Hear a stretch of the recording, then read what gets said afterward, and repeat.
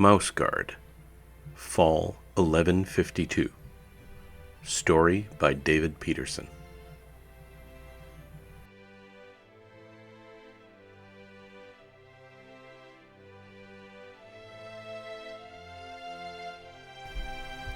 Chapter 1. The Belly of the Beast.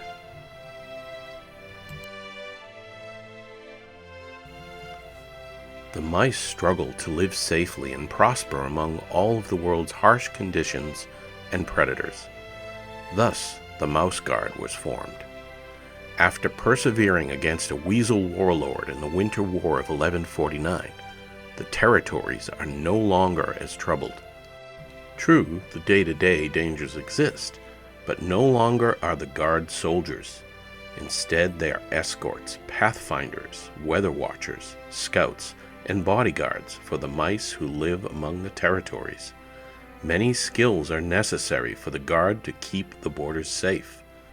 They must find new safeways and paths from village to village, lead shipments of goods from one town to another, and in case of attack, guard against all evil and harm to their territories. Hail all those who are able. Any mouse can, any mouse will, but the Guard prevail. Let me tell ye about the Guard. We mice have little chance in this world considering all the critters that eat us. We know to build our cities hidden and protected deep within rock outcroppings, in tangled root, and beneath loamy soil we survive. But how do we live? Travel in the open between our towns is dangerous. The Guard has been in existence longer than our history. They are the trailblazers, the guides, escorts, and defenders of us. I sell grain from root wallow to barkstone. I know the way and follow the paths I've been shown. The Guard is too necessary in other places to tour this old fur around. Just need to stop for a bit.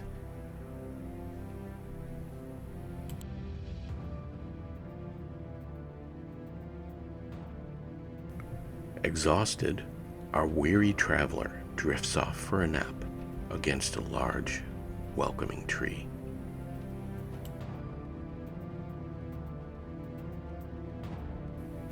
Who's there? And now let us meet three intrepid members of the Guard.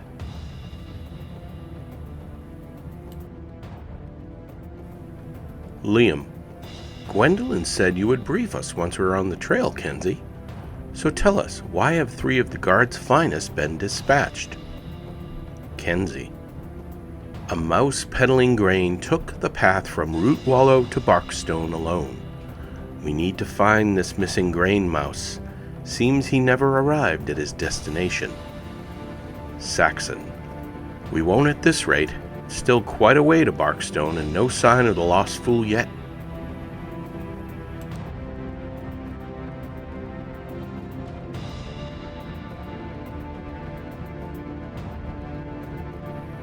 We should be pressing on. I agree, but perhaps a view will tell us where to press, eh? See anything up there, Redfur? I see a cart.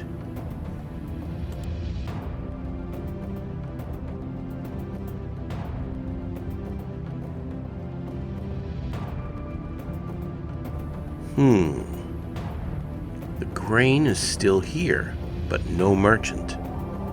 Could be a carnivore. Yet the area is free of blood. We are losing daylight. Can't find him in the dark. We'll camp here. Liam, you have first watch. And with that, our guardsmen fall into a deep slumber. But is it a wise slumber, given what we know about the grain mouse and his fate?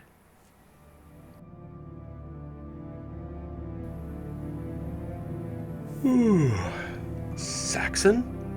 Kenzie? Saxon found some grain over this way, and a path leading that way.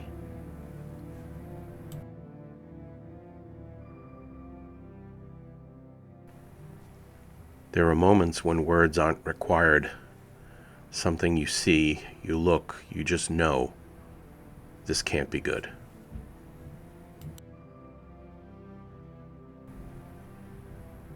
And without warning, the sound of a deep hiss in the underbrush. And a great battle ensues.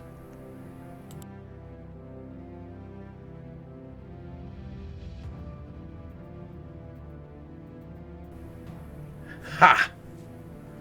I can't hold it! We need to retreat! There! Run!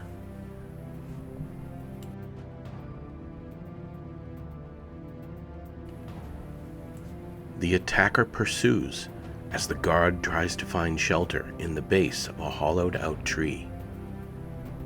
We'll wait for it to leave and get the drop on it later. We could have killed it then. Have you lost your mind? There is no way we could have defeated that beast, not now or later.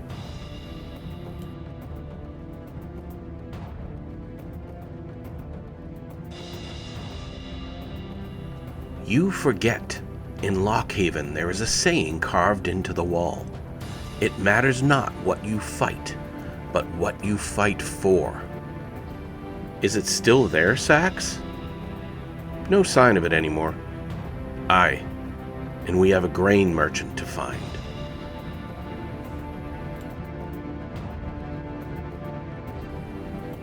Those holes are where the path and grain led.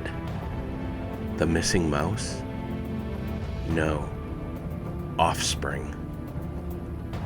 No, Saxon! Wait for me! Liam, keep lookout!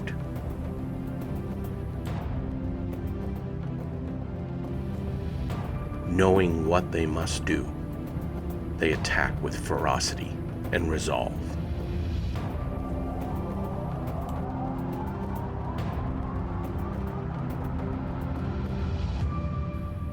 While on watch, Liam hears and sees something. His curiosity gets the best of him, and he approaches. He peers over the hill into a hole.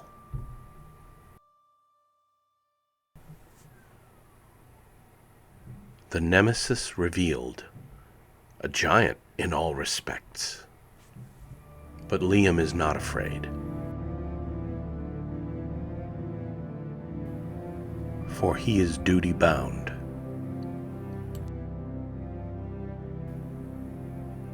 He leaps into the mouth of the beast, grabs onto a fang, and launches himself and his sword through the roof of its mouth. Did you hear something? Hang on, Liam.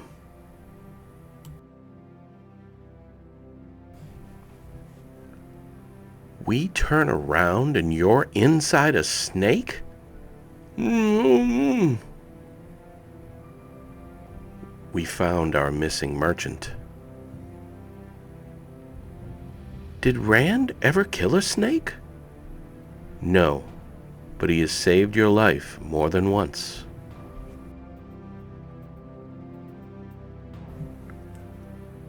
Shouldn't we have buried him elsewhere? What of his widow? Are we not headed to inform her? No, we are headed to Barkstone. Why? Our missing mouse was a traitor. I found proof while searching the grain. Didn't tell you about it because I knew Saxon would have killed him if we found him alive.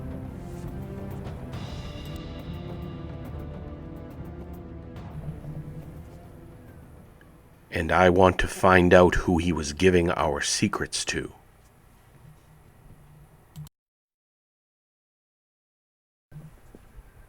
And thus ends Chapter 1. Well, I hope you all enjoyed that. I don't know about you, but I'm curious about that grain mouse. What was he doing giving secrets out, and who was he giving them to? What lies ahead for our intrepid heroes? Let's find out in Chapter 2, Shadows Within.